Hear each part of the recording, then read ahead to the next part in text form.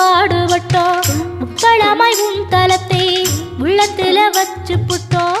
கண்ணீர காலடியில் காணிக்கைய சேர்த்து புட்டோம். மெழுகெனவே முருகுகிறோம் முருகா, அழகை வர பார்ப்பதுவும் அழகா.